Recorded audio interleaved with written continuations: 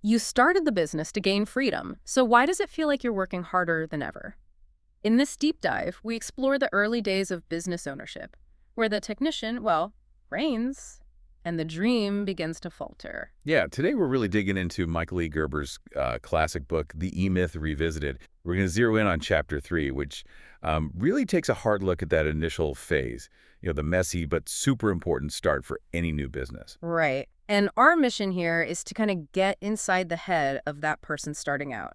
Understand why this phase, which is so often driven by just being really good at the skill, can lead to getting trapped, Burning out. burning out, and sometimes, yeah, unfortunately, just closing the doors. Figuring this out is like absolutely crucial if you're thinking about starting something, or maybe you're deep in it right now. Definitely. Let's unpack this. Okay, so why do people even take that leap, start a business in the first place? Well, Gerber points to this really powerful, very common driver. Yeah. Wanting to escape the boss. Yeah. It's that craving for autonomy, isn't it? For the freedom to finally, do your own thing without someone else looking over your shoulder. And there's that electric feeling at the beginning, right? It's full of high hopes, just buzzing with possibility. He describes it kind of like being let out of school, that Yeah. sudden rush of freedom. Yeah, totally. Excitement, you're finally in charge. But here's the critical piece Gerber highlights.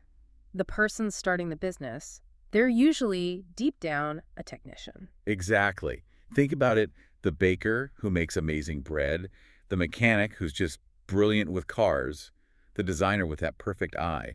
They start the business because they're good at the work itself. They love doing the work. It makes me think of that slightly weird story in the book, the E.E. Cummings' uncle, Saul, and the skunk farm. Huh? Yeah. It's such a quirky but perfect example of how businesses pop up from these really specific passions or skills driven by someone who just wants a space to do that thing. And that, right there, is where the trap starts to form. See, the technician's main goal isn't always about building this big, scalable thing. Okay. It's more about the freedom to do the work they love Mm-hmm. on their own terms when they want. They want the bakery so they can bake, the garage so they can fix cars.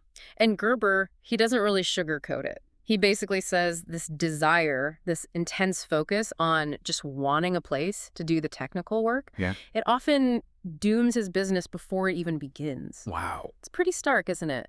That the very skill, the very passion that got you started can actually lay the groundwork for problems down the line. Which brings us right into the first of those 3 growth phases Gerber talks about, infancy. Infancy. Okay. And this stage is defined by one simple but really profound truth. Well, The owner is the business. They're one and the same. you see that all the time, don't you? Like the corner shop called Joe's Place or the bakery Mary's Fine Foods. Exactly. It just reinforces that the business's identity is totally tied up with the person running it. If you took that owner out of the picture, Poof, the business would just vanish. pretty much. Yeah.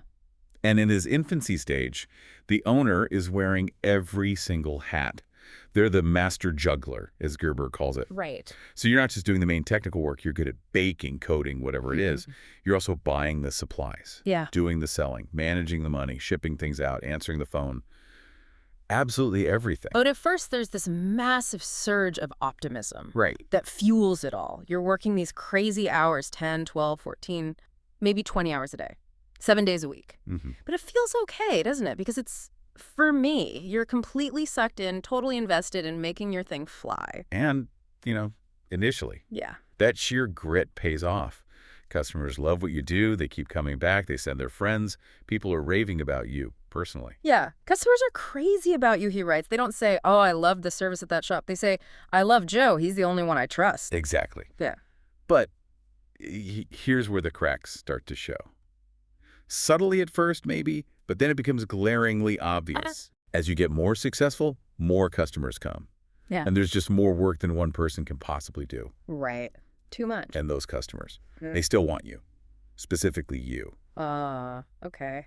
The pressure starts building. It becomes relentless. You feel like you're running at breakneck speed, just trying to keep up. But, Yeah. the inevitable happens. The master juggler starts dropping balls. Gerber paints such vivid pictures here, doesn't he?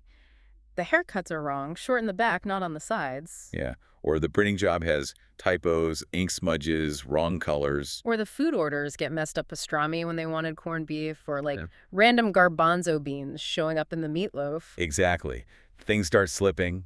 Quality suffers. Deliveries are late. Stuff gets missed. So what's your reaction as the owner? You just dig deeper, right? You stretch yourself thinner. You double down, you work even harder, put in more time, more energy. Yeah. 14 hours becomes 16, 16 becomes 20. It's just the norm. But the balls just keep dropping anyway. They keep dropping. And that enthusiasm you started with, it starts to just drain away. Yeah. Replaced by total exhaustion, frustration. You hit a wall. You hit the wall. You finally realize you simply cannot do it all yourself. It's impossible. And that's the gut punch, isn't it? That stark realization of like, your business, the thing you poured everything into for freedom, it's become this incredibly demanding boss. Maybe even worse than the one you left behind. Precisely. Which, leads us to that really fundamental question Gerber digs into. What's actually wrong with being a technician? I mean, the skill is good, right? It's essential. Yeah, you need the skill. Totally. And this is where the book offers such a critical insight. There's absolutely nothing wrong with being a great technician, skill-wise, doing the work you love. That can be fantastic. Okay. The problem, the real problem, is when the technician also owns the business, but stays only in technician mode. Because the perspective is just totally different, isn't it? The technician sees things from the bottom up. Right. They see tasks, they see work that needs doing right now, and they jump in to do it. Their belief, often, is that the business is just, well, the sum of all that technical work being done. Baking the pies, fixing the cars, writing the code. Exactly. But successful business ownership, that needs a top-down view. Yeah. A strategic view. And while the technician is buried in the work, answering phones, making the stuff, cleaning up all that crucial strategic work. The big picture stuff. Yeah, the entrepreneurial work that would actually build systems, create processes, figure out how to scale, lead the business forward.